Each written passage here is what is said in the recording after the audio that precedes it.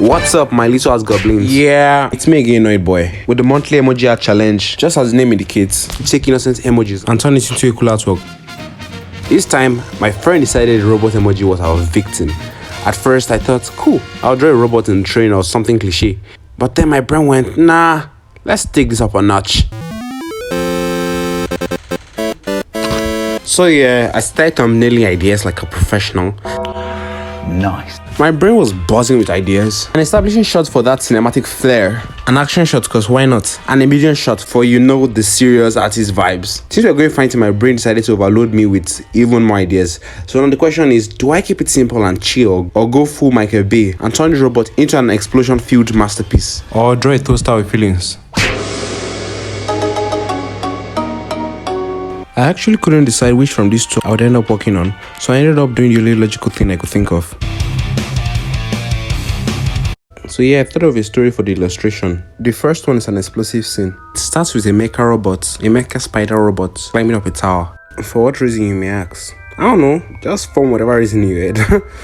Okay, let's just say the tower was a labyrinth of secrets. Most saw it as just another symbol of power, but the spider robot knew better. I mean, how did they know? It wasn't there by chance. Something had called it a faint coded signal buried within its programs. The spider couldn't process what it meant or why it mattered, but it knew one thing. I mean, it was programmed. It just knew the tower was important. On approaching the signal, a blast hit. The explosion ripped through the tower without warning, sending shockwaves that tore through the structure.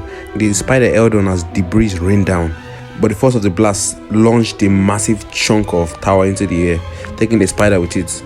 I mean, where am I going with this story, honestly? The signal was gone and lost in the explosion, but a faint sign was left, a trace of the missile that leads down to a bridge.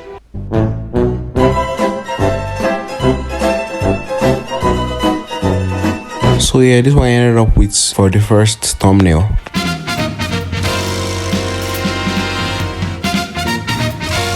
For the second piece, let's go with this for the story. Jax wasn't the kind of guy to start fights for fun. He had a reason, a good one, or so he was told. The tower stood tall and unshaken, its glowing core a symbol of control and tyranny over the city.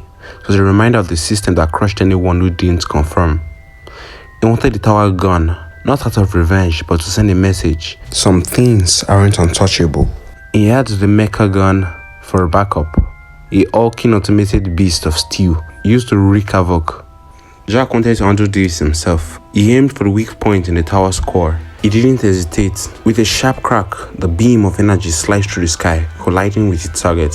For a moment, nothing. Then the explosion ripped through the air, fire and debris bursting outward like a blooming flower of destruction. The shockwaves knocked Jack back a step, but he held his ground. He watched as the tower crumbled, piece by piece, collapsing into itself. And yet, as the dust began to settle, his eyes caught something strange. An enormous chunk of the tower, still intact, soaring through the air. On it, clinging tightly with mechanical leaves, was a spider-like robot. Jack's breath hitched. He hadn't known anyone or anything was up there. The explosion was suppressed to end things. But now, this unexpected survivor stared back at him. Jack had no idea what he wanted, or why it was even there in the first place. Yeah, this is the full image. So let me know which of them is your favorite of the two in the comment section. Yeah, thank you guys for watching the video. Blah.